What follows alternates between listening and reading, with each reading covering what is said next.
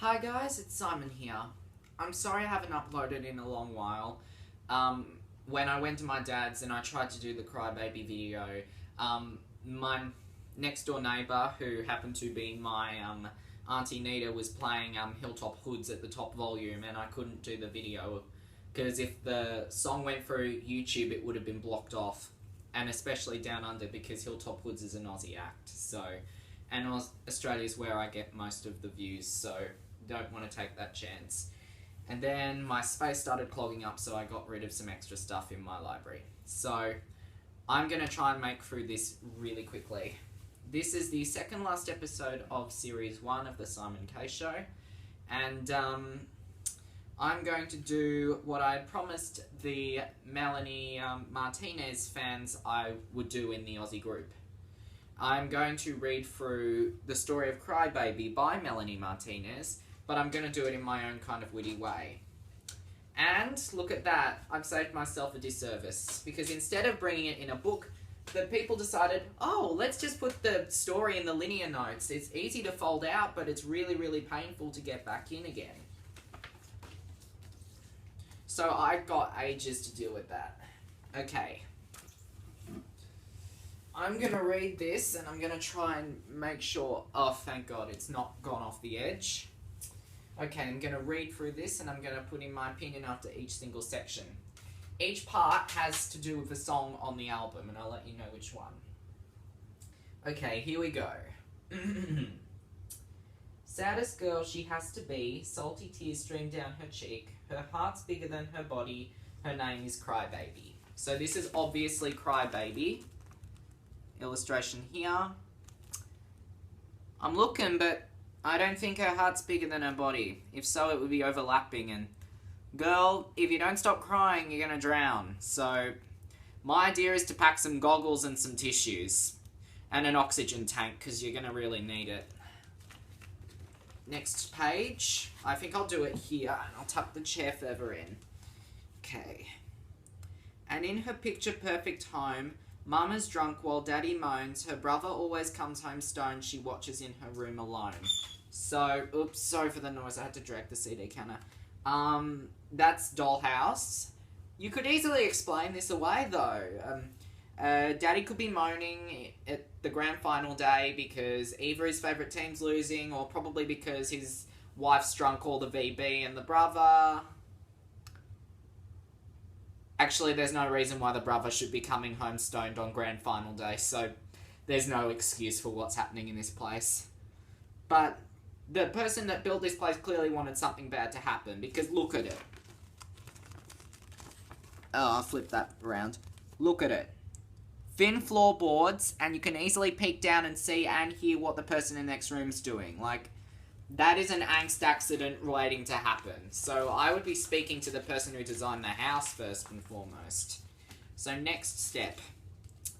She watches Mama sip a drink out of a sippy cup that's pink. Because of that, you'd never think that she'd pass out under the sink.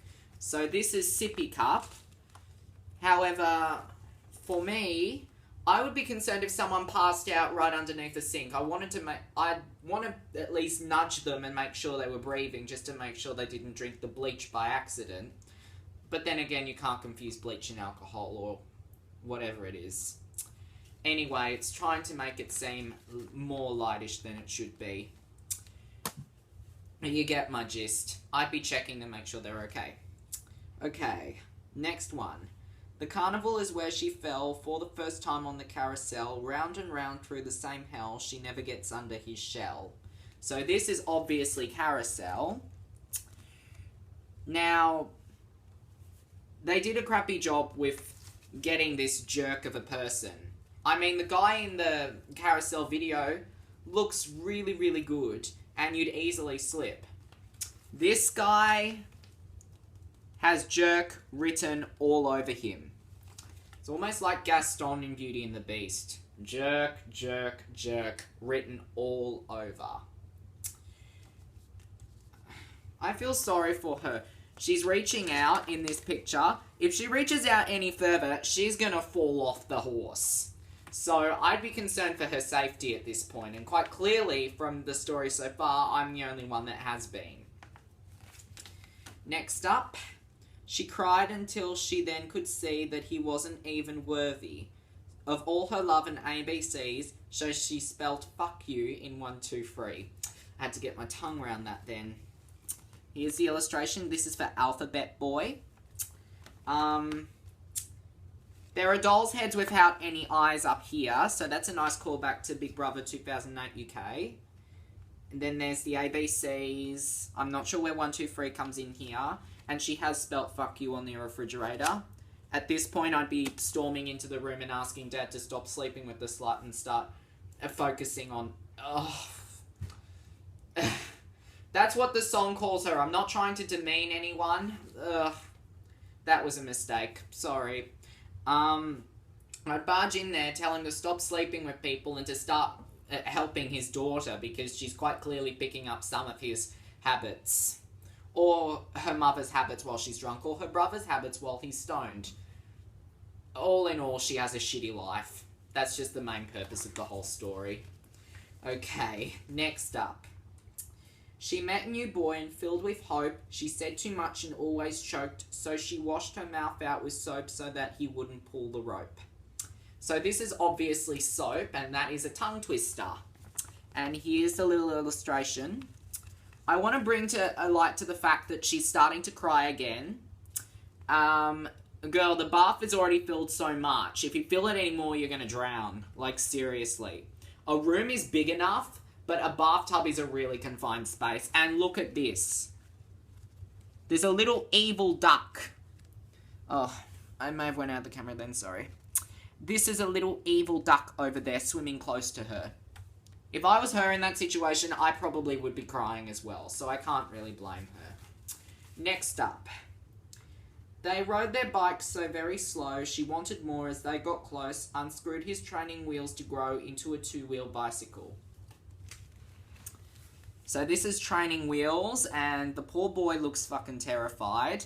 Judging by the screw in her hand and the red in her eyes, I'm guessing it was her decision to make his life a misery. Let me tell you now, if I take a break quickly, never, ever, ever have your kids ride a 2-wheel bicycle until they're ready. Because what happened when I had it is that Mum and Dad took off my training wheels. It was at Altona. I rode, guess what?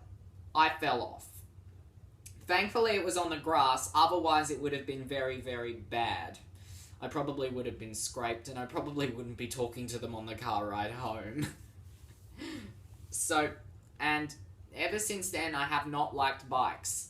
Like, my Uncle Allan really, really loves bikes. I think Allan Iacuone, he's a spokesperson for Rafa. I'll put the link to the site and everything in the description box, and maybe you can have a look through. Or maybe you already know, or maybe you don't care, and that's all perfectly fine. But those traits have definitely not been passed down to me, so I'm having a feeling it must skip generations. So, let that be a lesson to all parents. Never take the training wheels off until your kid is ready. Otherwise, it will not end well. Okay, we flip over the page now to get the latter part of the story. Her birthday was around the bend, as she invited him and all her friends, none of which did attend. Her happiness came to an end. So this is pity party. It's not too much of a pity if you look. I mean, the balloons are on fire for starters. It's amazing they haven't burst. She's kept the dogs safe over here. She's holding she's holding a piece of cake in a ball in her hand. I can't even get that much out. I have to wait for the knife. The knife is blood red, and she's decided to take out her menace on decapitating these poor teddy bears and slicing off their arms. If you wonder why no one's turned up to your birthday party, maybe it's because you do nasty shit like that to your toys. Evil. Evil, I tell you. Next up is a lonely girl so vulnerable. To her house she walks alone. The bad wolf ice cream man had known and took her to his awful home. So this is obviously Tag You're It. Now, given the really dark kidnapping, pedophilia nature of this track, I'm not going to make a joke at all. I'm just going to move right along. She got locked up and made a plan to kill the bad wolf Ice Cream Man. Yes. He ordered her to make him snacks. Her cookies and milk made him collapse. So this is obviously milk and cookies. Just as a side note, had she had done a orchestra version or a really classic, like, old Victorian version or a Gothic version with, like, violins and things, it would have been so perfect for the Crimson Peak soundtrack. Just listen to the lyrics, get to know the characters from Crimson Peak, and you'll see how they connect in. Like, it is so perfect to use for that. It's like, it was such a missed opportunity. Damn it, Melanie, why? Well, anyway. At least, it's only a little bit of milk that he's got in his mouth, or foam, at this point. Joffrey, from Game of Thrones, had a lot more froth and upchuck coming out of his mouth when he got poisoned. And you can't say that that is a spoiler alert, because you're all kind of hoping that Joffrey dies. You finally get your way. And besides, it's been 2 years. You should know this by now. Anyway, ordering her to make him snacks. If I was Crybaby in this particular case, I'd probably be the one to open my mouth and say something stupid like, make your own fucking snacks. And then I probably would have earned a slap over the face. But then again, it will take more than a slap to finish me off. So I just love how there's nothing poisonous dripping out of the cookies, though. Like, the cookies are just so sweet and innocent, and it's the milk. So, bye-bye, mate. Killed by your own guys. No one will miss ya, so please don't stay in touch. Next up, she escaped and was never the same. She swayed a boy who had been claimed and pacified old what's-her-name, not out of love, just played a game. So this is Pacify Her. And once again, she looks evil. Yet I'm the only one that's picked that up from the animations at least 11 songs in now. I really feel sorry for her. Like, you can easily just pull it out. You're not helpless, you know. The fact that she does it for a game shows that she's clearly learning from her father pretty quickly. So that's that. You can see that influence rubbing off on her.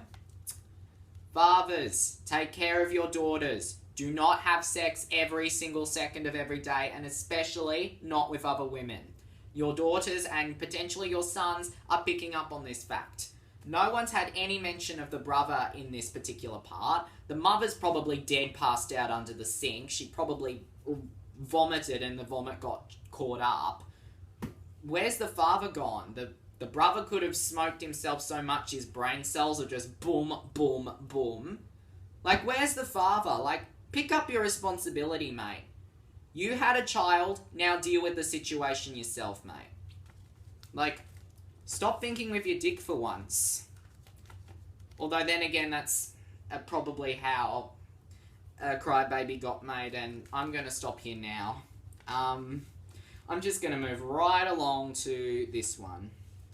One day she turned on the TV, Mrs. Potato on the screen, showing off her surgery. She thought that her pain meant beauty. So this is Mrs. Potato Head, and this is by far the most acclaimed track on Crybaby. Which reminds me, I need to check the Grammy nominations. If Crybaby's not up for anything, I swear I'm gonna lose my shit. The whole album, especially this song, is really good. Here's the animation for that here.